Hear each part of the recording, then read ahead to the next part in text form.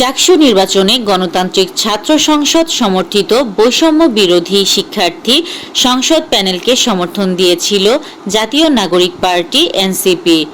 তবে ভোটে এই প্যানেলের ভরাডুবি হয়েছে। এ নিয়ে এনসিপির ভেতরে নানা প্রতিক্রিয়া দেখা দিয়েছে।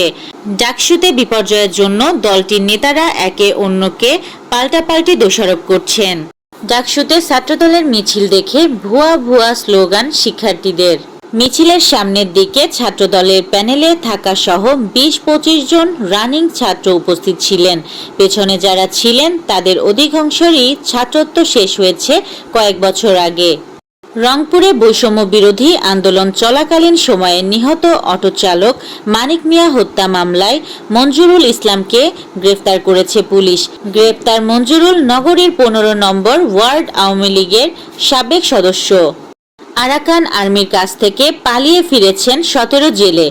বঙ্গোপসাগরে মাছ শিকারে গিয়ে আরাকান আর্মির হাতে আটকের পর কৌশলে পালিয়ে টেকনাফের শাহ পরীর দ্বীপে ফিরেছেন বলে জানিয়েছেন ১৭ বাংলাদেশি জেলে।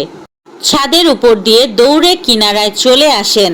তারপরে কিনারা থেকে নেমে পড়েন ওই বাড়ির লাগোয়া এক জালের উপর।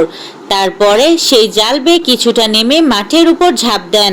মাঠের উপর দিয়ে কিছুটা পথ দৌড়ে যান। তারপর হাঁটতে হাঁটতে ধীরে সুস্থে রাস্তা পার করে ঢুকে পড়েন পাশের জঙ্গলে।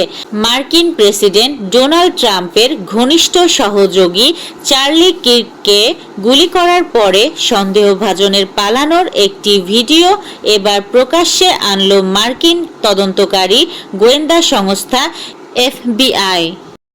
অশান্ত নেপালে ভারতীয়ের মৃত্যু। বিক্ষোভকারীরা হোটেলে আগুন ধরানোয় ৪ তলা থেকে ঝাঁপ দম্পতির। মৃত্যু মহিলার। দম্পতির পুত্র বিশাল বলেন, পশুপতিনাথ মন্দির দর্শন করে ফিরে এসে গত ৯ সেপ্টেম্বর হোটেলের ঘরে বিশ্রাম নিচ্ছিলেন বাবা মা। স্থানীয় সময় রাত 11:30 নাগাদ বিক্ষোভকারীরা হোটেলে ঢোকে। সংশয় কেটেছে বেশ কয়েকদিন আগেই। ভারত সরকার বলে দিয়েছে পাকিস্তানের সঙ্গে দ্বিপক্ষীয় সিরিজ বন্ধ থাকলেও আইসিসি ও এসিসি টুর্নামেন্টে খেলতে বাধা নেই।